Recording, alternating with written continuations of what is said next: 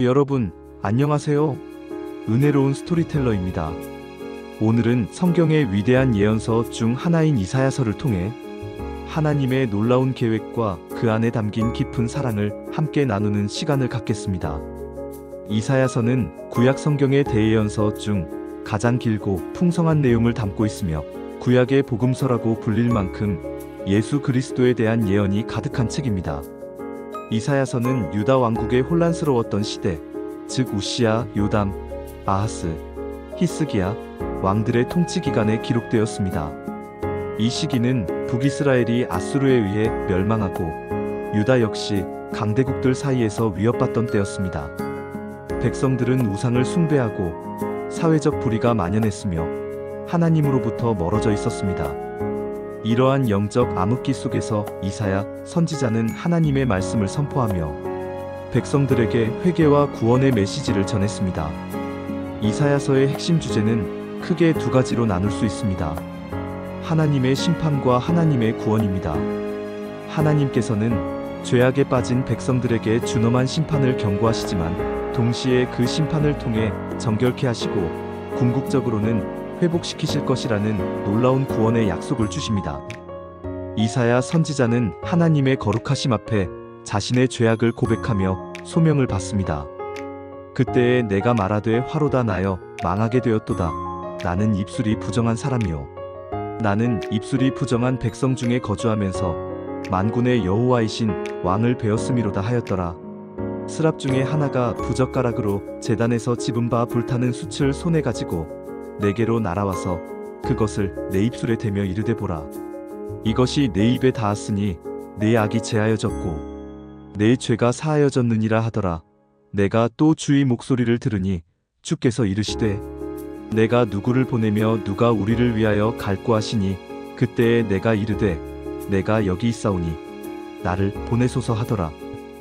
이 말씀은 이사야 선지자가 하나님의 부르심에 기꺼이 순종하며 나아가는 모습을 보여줍니다. 우리 역시 하나님의 거룩하심 앞에 겸손히 서서 그분의 부르심에 응답해야 함을 깨닫게 됩니다. 이사야서는 죄에 대한 하나님의 준엄한 심판을 여러 차례 경고합니다.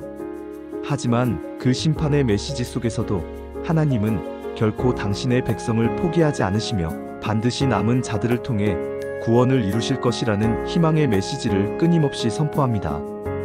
이사야 7장 14절의 유명한 예언을 들어보세요.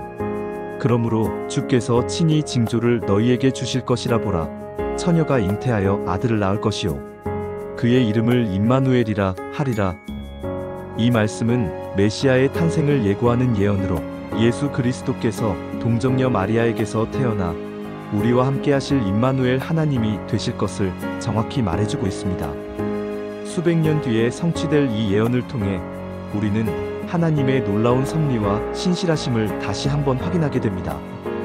또한 이사야서는 오실 메시아의 통치에 대한 아름다운 비전을 제시합니다. 이는 한 아기가 우리에게 낳고 한 아들을 우리에게 주신 바 되었는데 그의 어깨에는 정사를 메었고 그의 이름은 기묘자라 모사라 전능하신 하나님이라 영존하시는 아버지라 평강의 왕이라 할 것임이라. 그 정사와 평강의 더함이 무궁하며 또 다윗의 왕자와 그의 나라에 군림하여 그 나라를 굳게 세우고 지금 이후로 영원히 정의와 공의로 그것을 보존하실 것이라. 만군의 여호와의 열심히 이를 이루시리라. 이 말씀은 예수 그리스도께서 만왕의 왕이시며 영원한 평강의 통치를 베푸실 분임을 선포합니다. 어둠과 절망 가운데 있는 이들에게 이 말씀은 얼마나 큰 소망과 위로가 되었을까요? 이사야서의 가장 감동적이고 중요한 부분 중 하나는 바로 고난받는 종에 대한 예언입니다. 53장은 예수 그리스도께서 십자가에서 당하실 고난과 죽음, 그리고 부활을 너무나도 생생하게 묘사하고 있습니다. 그는 실로 우리의 질고를 지고 우리의 슬픔을 당하였거늘 우리는 생각하기를 그는 징벌을 받아 하나님께 맞으며 고난을 당한다 하였노라. 그가 찔림은 우리의 허물 때문이요 그가 상함은 우리의 죄악 때문이라. 그가 징계를 받음으로 우리는 평화를 누리고 그가 채찍에 맞음으로 우리는 나음을 받았도다. 우리는 다 양 같아서 그릇 행하여 각기 제 길로 갔거늘 여호와께서는 우리 무리의 죄악을 그에게 담당시키셨도다. 이 말씀은 인류의 죄를 대신하여 고난받으시고 죽으신 예수님의 모습을 정확히 예언하고 있습니다. 우리는 죄인임에도 불구하고 예수님께서 우리의 죄를 대신하여 십자가를 지심으로 구원을 얻게 되었다는 놀라운 은혜를 이 말씀 속에서 발견합니다. 이사야 선지자가 이 말씀을 기록할 당시에는 이해하기 어려웠을 이 예언이 예수님을 통해 완벽하게 성취된 것을 보며 우리는 하나님의 놀라운 사랑과 계획에 경외감을 느낄 수밖에 없습니다. 이사야서는 죄악으로 물든 세상을 심판하시고 궁극적으로 새 하늘과 새 땅을 창조하실 하나님의 비전을 제시하며 마무리됩니다. 이는 단순한 물리적 회복을 넘어선 영적인 회복과 온전한 평화의 시대를 의미합니다. 보라, 내가 새 하늘과 새 땅을 창조하나니 이전 것은 기억되거나 마음에 생각나지 아니할 것이라.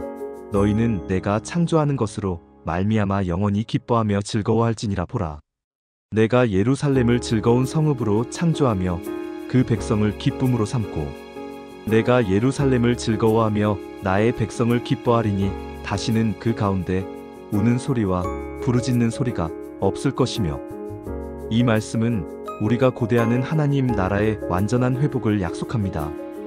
더 이상 슬픔도 고통도 없는 오직 하나님과의 온전한 연합과 기쁨만이 가득한 영원한 세상에 대한 소망을 우리에게 안겨줍니다.